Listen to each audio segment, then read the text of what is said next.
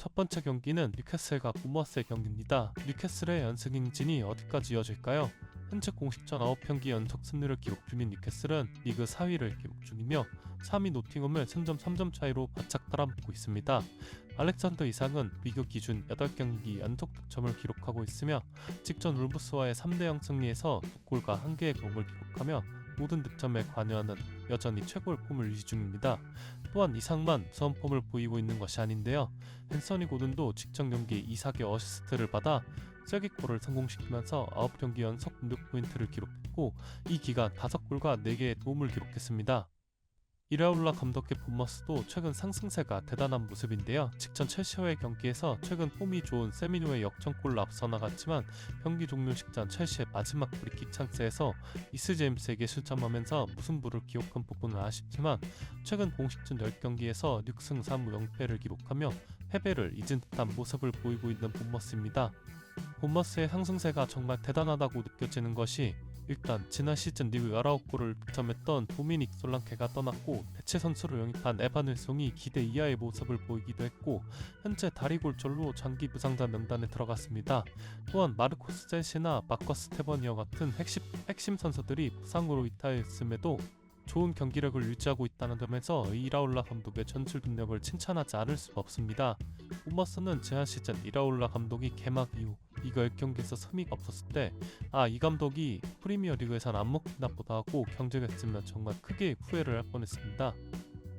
하지만 본머스의 부상 변동은 멈출 줄을 모르는 모습인데요. 직전 경기에서도 라이트백 아담 스미스의 부상으로 최근 선발 기회를 받아 좋은 모습을 보여줬던 제임스 힐이 전반전 22분 부상으로 교체된 장면이 있었고 근육 쪽 부상으로 보였기 때문에 앞으로 몇 주 안은 결장할 것으로 보입니다. 마땅한 라이트백 자원이 없던 본머스는 급한 대로 루이스 쿡을 라이트백으로 내리는 선택을 하는 모습이었는데요. 이라올라 감독의 전방 압박 전술 시스템이 잘 돌아가기 위해선 라이언 크리스티와 루이스 쿡, 또 3선 미드필더들의 역할이 매우 중요하다고 생각합니다. 저는 개인적으로 미드필더 타일러 아담스가 라이프치히 시절에도 센터백이나 라이트백을 땜빵하던 경력이 있었기 때문에 아담스를 라이트백으로 보낼 줄 알았는데 쿡을 보내는 것은 후회였습니다. 아무튼 이 부분은 오늘 경기에서 다시 한번 확인해 볼 필요는 있겠네요. 본머스가 부상으로 고생하고 있는 반면 뉴캐슬은 이제 슬슬 장기 부상을 당했던 선수들이 돌아오고 있습니다. 최근엔 스벤 보트만이 기나긴 십자인대 팔 부상에서 돌아와서 최근 3경기 연속 선발로 출전하고 있는 모습인데요. 복귀 전이었던 토트넘전에선 볼 처리가 불안하고 솔랑키를 완전히 놓치면서 실점에 빌미를 제공하기도 했었지만 이후 경기에서 점점 경기 감각을 쌓기 시작하면서 다시 예전 폼이 돌아오는 모습입니다. 본머스의 상승세는 대단하지만 부상자들이 점점 늘어나고 있는 상황이고 한 번은 기세가 꺾일 타이밍이라고 생각해 뉴캐슬의 승리로 추천드립니다. 두 번째 경기는 브렌트포드와 리버풀의 경기입니다. 직전 맨체스터 시티전에서 주장 베르고르의 종료 직전 헤더골로 극적인 무승부를 기록한 브렌트포드는 이번 시즌 홈에서 7승 2무 2패로 엄청난 승리를 기록 중인데요. 최근 리그 기전 홈 경기에서 노팅엄과 아스날을 상대로 2연패를 기록 중이었고 시티에게까지 패배하며 홈 경기 3연패인데 그 다음 일정이 리버풀전이라는 점에서 분위기 흐름에 있어 큰 타격이 올 뻔했었지만 끝까지 포기하지 않고 공격하면서 홈 연패 흐름을 뺄 수 있었습니다. 브렌트포드는 지공보다는 속공에 강점이 있는 팀입니다. 맨시티도 이것을 알고 후반전 막판에는 홀란드까지 하프라인 아래로 내려서 잠기를 시도했고 경기 막판에는 브렌트포드의 점유율이 60% 정도로 기록하면서 파상 공세를 펼치는 모습을 보였었는데요. 아시다시피 맨체스터 시티의 수비가 좋은 팀이 아니고 특히 점유율을 상대에게 내어주고 싶다는 것에 대해 익숙한 팀이 아니죠. 브렌트포드에게 몇 차례 위험한 장면들을 허용하기 시작하더니 결국 종료 직전에 실점을 허용했고 브렌트포드는 2골 리드를 당하고 있었던 연비를 무승부를 기록했으니 승리와 다름없는 무승부라고 할 수 있겠죠. 이번 시즌 압도적인 모습으로 승승장구를 달리고 있던 아르네 슬롯 감독의 리버풀은 1월 들어서 공식전 4경기에서 1승 2무 1패를 기록했습니다. 제가 지난번 분석 때 리버풀이 1월에는 페이스가 많이 떨어질 것 같다는 이유로 선수들의 체력을 얘기했었는데 박싱데이에 핵심급 선수들이 로테이션이 거의 없었고 선수들의 체력이 관리 없이 땡겨 쓴다는 느낌이 강하게 들었었거든요. 리버풀의 크리스마스 저주가 설마 이번에도 이어질까요? 물론 여전히 리버풀은 리그 단독 1위이고 2위 아스널보다 한 경기 덜 치르고도 승점 4점 앞서 있긴 하지만 무언가 불안한 이 느낌은 뭘까요? 1대1로 무승부를 기록했던 직전 노팅엄전에선 약간은 무기력하다는 생각이 들 정도로 리버풀답지 못했고 답답했던 흐름이었는데 66분에 슬롯이 칼을 빼들었죠. 수비수 코라테를 빼고 디오고 조타를 투입합니다. 공격 상황에 센터백은 반다이크 한 명만 남게 되는 매우 공격적인 교체가 되었죠. 물론 이 교체가 적중했고 디오고 조타는 투입과 동시에 첫 터치를 동점골로 연결시켰습니다. 이후 리버풀의 분위기가 올라오면서 파상공사를 펼쳤지만 끝내 역전골은 기록하지 못했었죠. 저는 브렌트포드가 맨시티전 승점을 챙길 수 있었던 이유도 그렇고 리버풀이 답답했던 흐름을 뒤집고 역시 승점 1점이라도 챙길 수 있었던 이유로는 두 감독의 과감한 결단을 얘기하고 싶습니다. 토마스 프랭크 감독은 실점 이후 바로 공격적인 플랜 B 전술로 변경하면서 득점을 노리는 모습을 보여주었죠.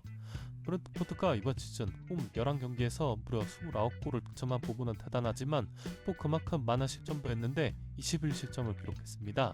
두 감독의 성향과 두 팀의 흐름을 봤을 때 1.5배 정도 나오는 양팀 득점 분봉은 아주 좋은 선택지라 보여집니다. 세 번째 경기는 아스날과 아스톤 빌라의 경기입니다. 아스날은 최근 카라바오컵 니캐슬에게 패배하며 탈락했고 FA컵에서도 맨유에게 승부차기 끝에 탈락하며 좋지 않은 흐름이었지만 직전 못 만든 더비에서 역찬승을 기록했고 이후 기준 11경기 패 기록을 이어나가고 있습니다. 현재 리그 순위는 리버풀보다 승점 4점 낮은 2위를 기록 중이고 리버풀의 우승을 제치할 수 있는 가장 가능성이 높은 대항마이기 때문에 오히려 컵 경기들에서는 탈락을 한 부분이 장기적으로는 나을 수 있을지도 모르겠습니다. 물론 아스날이 또다시 후반 시즌이 될 가능성은 높아졌겠지만요. 아스날은 손흥민에게 산재 실점을 기록했지만 동점골을 빠르게 뽑아냈고 다시 한번 아스날의 세트피스 강점이 나왔던 경기였는데요. 리버풀도 그렇고 강팀들의 특징이 풀리지 않는 경기에서도 세트피스 한 방으로 분위기를 뒤집는 능력이 정말 좋다는 생각이 듭니다. 물론 맨유와 연장전까지 치르고 왔다는 점에서 체력적으로 우려가 되지만 메드고르가 초반에 부상으로 많이 쉬었고 라이스는 최대한 관리를 해주는 모습이었어요. 하베르츠는 좀 걱정이 되긴 하지만요. 에메리 감독의 빌라는 직전 에버튼 원정에서 워킨스의 득점과 에밀리아노 마르티네즈 고키파의 활약으로 정말 힘겹게 0대1 신승을 기록했습니다. 또한 이 승리로 공식전 3연승을 달성했죠.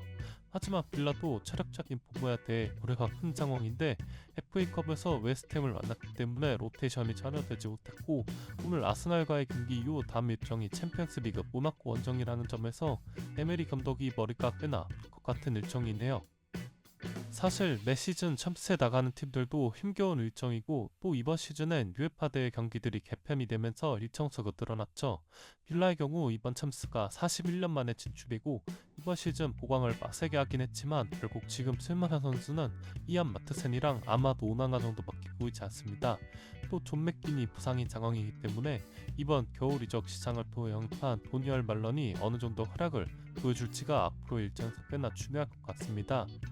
에메리 감독은 이런 매첩에서 거의 선수비 후역습 전술을 준비해오는 모습을 보입니다.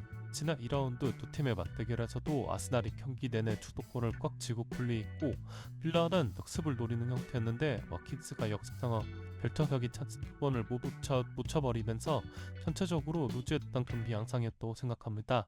최근 3회 간격으로 치러지는 연속되는 일정에 연장전까지 낀 하베르츠는 이제는 쉬게 해줘야 될 것 같은 모습인데 제주스가 또 시즌 아웃 되어버리는 바람에 하베르츠를 대체할 자원이 없습니다. 아스날이 자주 사용하는 공격 패턴들 중에 하나가 하베르츠의 교만 능력을 활용하는 다이렉트 전개인데 직전 경기 하베르츠는 정말 많이 지쳐 보였어요.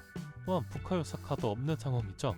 전체적인 경기 양상은 홈팀 아스날이 주도하겠지만 그다지 영향가 있는 공격들은 나오기 힘들 것이라는 생각이 들어서 역배당을 받은 2.5 정도로 추천드립니다.